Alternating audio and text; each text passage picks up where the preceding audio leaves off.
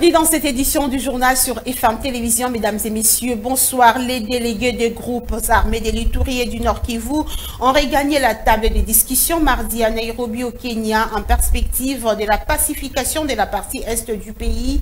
Ils ont travaillé séparément, chacun dans son coin, pour finir un mémorandum à présenter pour faire valoir leurs désidérata. Ce mercredi, les discussions se sont poursuivies en plénière. Nous y reviendrons dans notre édition de demain. Et chassés de pourparlers de Nairobi, les 1-23 ont été stoppés par les forces armées congolaises sur l'attentat de violence l'avant-midi de ce mercredi 27 avril à Rutshuru. Esther Siamoui.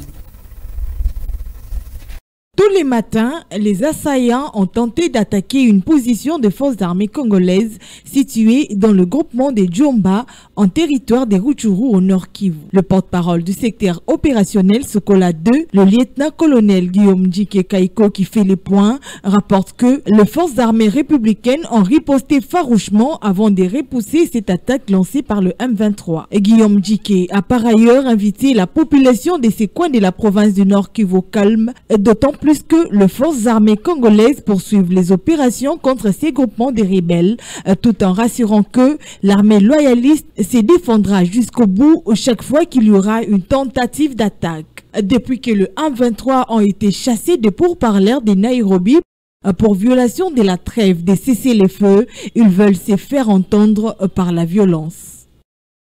Et puis l'ancien ministre provincial des mines de la province du Sud Kivu a été convoqué à la cour militaire de cette province. Apollinaire Boulindi a été entendu sur des questions d'exploitation illicite des minerais. Reportage Esther Siamouli.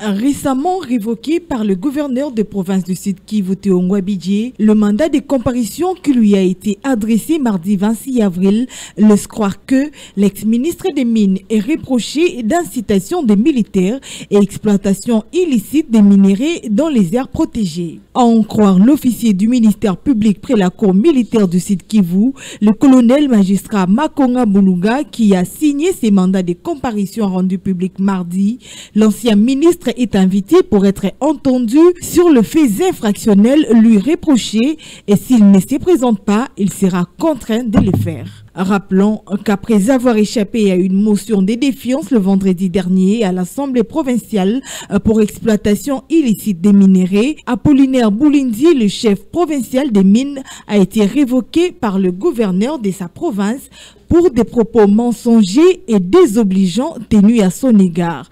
Bien qu'il ait refusé de céder à cet acte du gouverneur, il l'a invité à retirer sa décision qui violerait la loi. Et puis la pluie qui s'est abattue hier mardi dans la ville de Bukavu a causé d'énormes dégâts matériels, d'éboulements de terre dans la commune de Katundu. Le bilan fait état de plusieurs décès et blessés graves. La même catastrophe s'est également produite à Mashigira dans la commune de Walungu. Pascal Ngaboyeka, notre correspondant sur place, a été joint au téléphone par Annie Akoui. Ici à Bukavu, au lendemain donc de cette catastrophe hier mardi 26 avril, les autorités urbaines et provinciales, notamment le gouverneur, se sont rendus sur le lieu du sinistre. C'était sur avenue Maendeleo, au quartier Nyakaliba, dans la commune de Kadutu, non loin du lycée Wima. Alors là, sur place, le bilan officiel donc dressé dans la soirée de mardi fait état de 8 personnes mortes, à majorité des enfants. Au-delà donc de ce bilan humain de 8 personnes mortes, il y a également 8 autres personnes grièvement blessées et conduites dans des structures sanitaires, dont certaines de ces victimes à l'hôpital général de référence de Bukavu. Il y a également le bilan matériel, notamment 5 maisons détruites et 4 véhicules totalement endommagés dans cet éboulement. Aussitôt même, les autorités provinciales ont pris des décisions, notamment celle de revenir sur ce site en ayant un mois pour démolir toutes les maisons construites sur ce site. En effet, c'est un site impropre à la construction. Et cette même catastrophe a été signalée dans les territoires de Walungu, notamment dans le groupement de Mazigiro. Là, sur place, la société civile contactée ce matin, la matinée, donc ce mercredi, a dressé un bilan de au moins 8 personnes également mortes ensevelies des maisons ou alors des collines se sont écroulées sur plusieurs habitations de ce côté-là de Mazigiro et 8 personnes ont été retrouvées mortes. On signale que les fouilles continuent et il y aurait d'autres personnes non retrouvées jusqu'à-là disparues. Et à Kinshasa, un accident de circulation s'est produit l'avant-midi de ce mercredi sur le boulevard CNV dans la commune de Kalamou. Des véhicules de marque Mercedes 207 ont offert un spectacle désolant au public. Le bilan fait état de plusieurs blessés graves et des chocs des passagers à bord de ces deux véhicules de transport en commun, mais aucune perte en vie humaine n'a été signalée. Plus de précisions dans ce reportage de Ruth Dinozé sur les images de Guélor Mouya. Tous les deux en provenance du marché central pour la cité vers la partie est de la capitale congolaise. Ces deux véhicules de marque Mercedes 207, communément appelés Esprit des Morts, ont offert un spectacle désolant au public en pleine journée. Tous roulant à vive allure, tout en se précipitant la voie depuis le lieu de départ tel que les confirment les témoins, ont fini par apporter les malheurs aux passagers qui se sont retrouvés, certains blessés, d'autres avec des chocs graves, résultat de l'incompréhension, l'excès de vitesse, le manque de distanciation et manque de courtoisie routière des conducteurs de ces deux véhicules de transport en commun.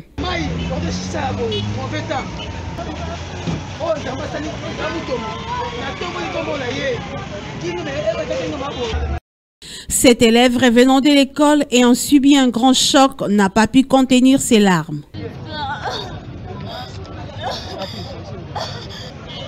Pour éviter que pareil cas ne se reproduise, il faut que l'autorité compétente ouvre grandement l'œil sur l'octroi des permis de conduire. Il faut être sûr que les bénéficiaires aient suffisamment formés au-delà de la conduite, beaucoup plus et surtout qu'il ait la maîtrise du code de la route, mais également de l'éthique morale.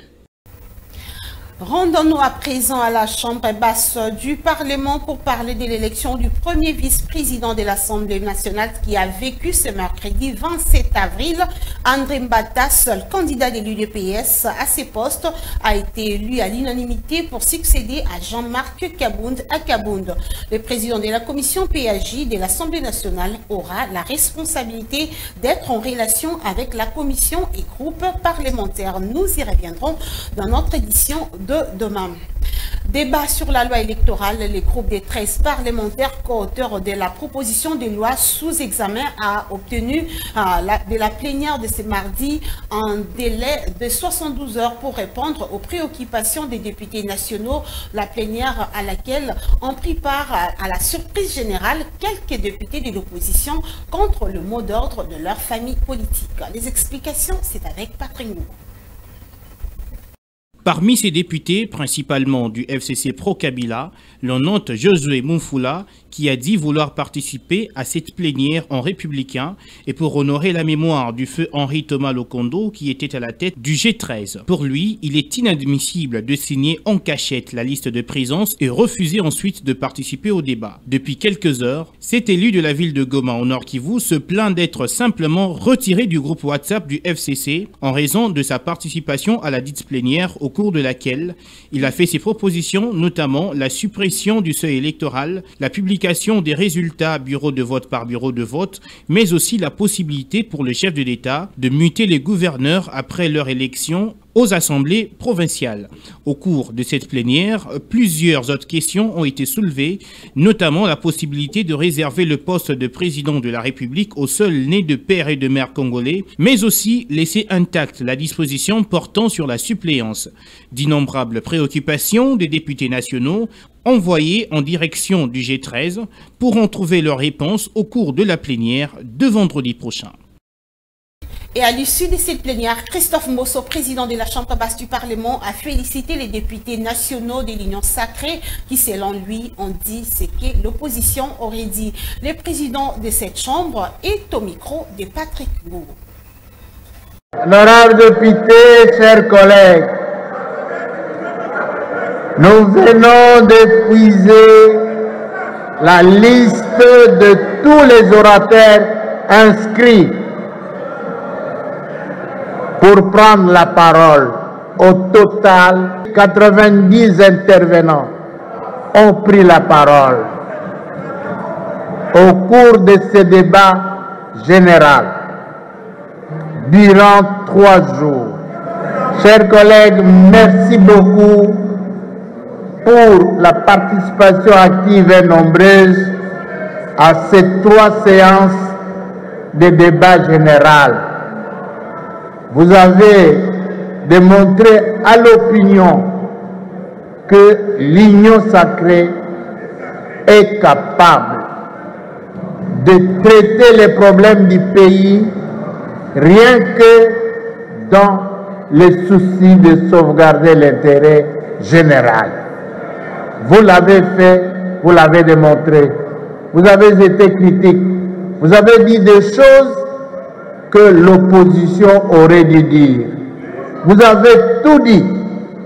Vous n'avez rien raté.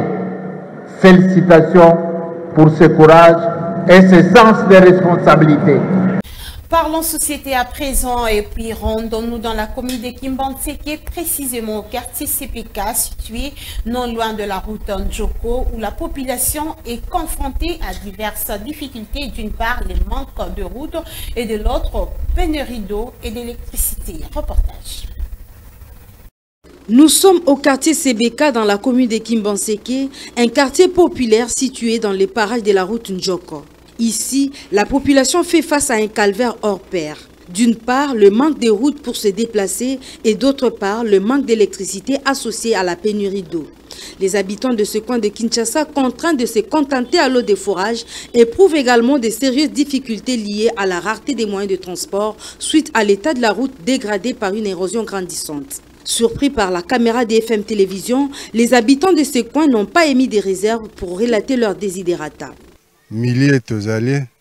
Regardez vous-même l'état de la route. Le mode de vie ici est vraiment catastrophique. Il y a peuple, c'est vraiment ridicule. Cette population fatiguée de vivre dans des conditions inhumaines a sollicité la collaboration de la Fondation Maloua pour que son cri de détresse arrive auprès des décideurs. C'est un vieux quartier qui a perdu beaucoup d'habitants à cause du manque d'activité. Les journalistes viennent pour prendre les images, mais les autorités ne font rien pour nous. Nous demandons à Papa Maloua d'être notre porte-parole auprès du gouvernement. Rappelons que c'est depuis plus de 2 ans que la route Ndjoko est complètement détériorée par cette érosion. Et le quartier Mbanzalemba disparaît petit à petit de la carte de la ville de Kinshasa.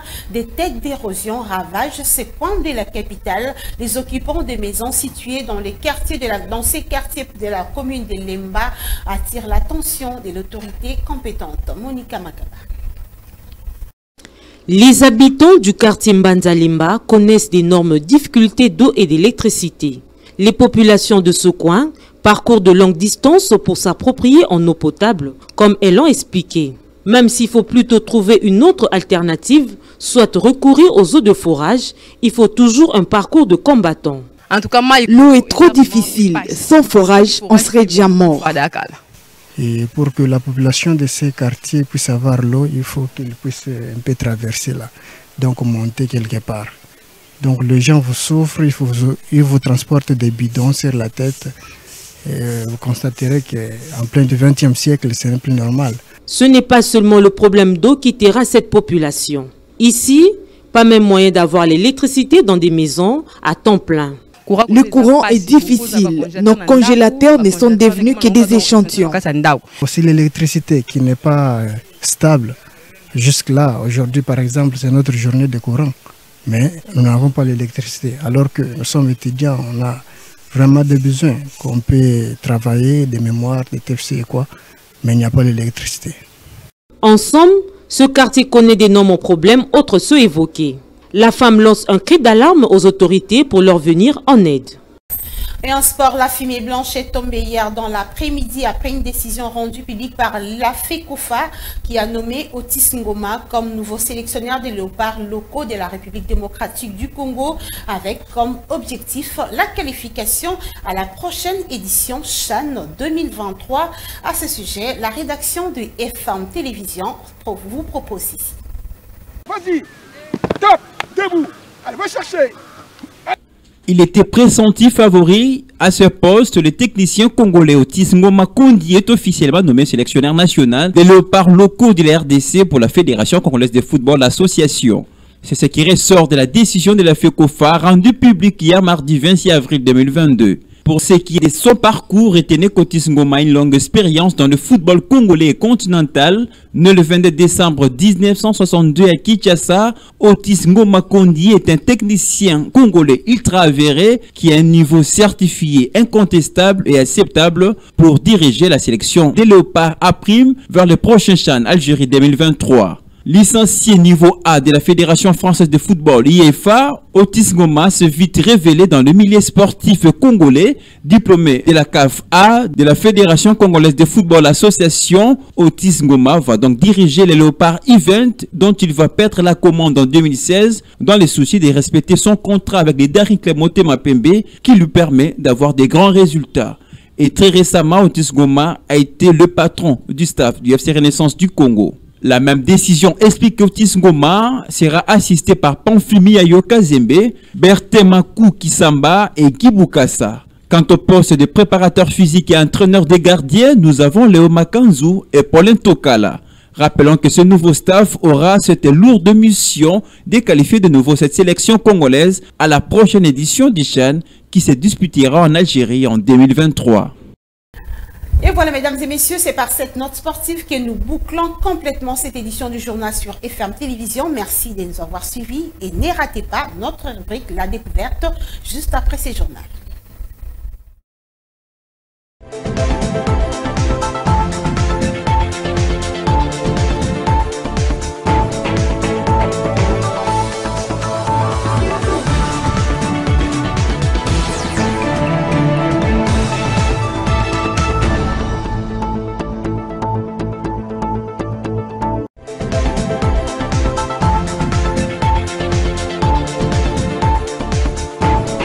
Nous sommes de retour sur ces plateaux encore une fois. Bonsoir. Cette fois-ci, c'est pour parler la découverte.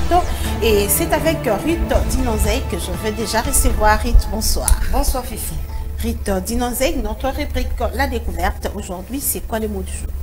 Oui, Fifi. Pour aujourd'hui, nous avons choisi le mot mollet. Ce mot est parfois mal prononcé par certaines personnes qui disent molin. Et le mollet, c'est les muscles bombés qui se trouvent sur la partie postérieure de la jambe. Donc, chers téléspectateurs, ne dites plus molin, mais dites plutôt mollet. Merci et ça sera tout pour cette découverte.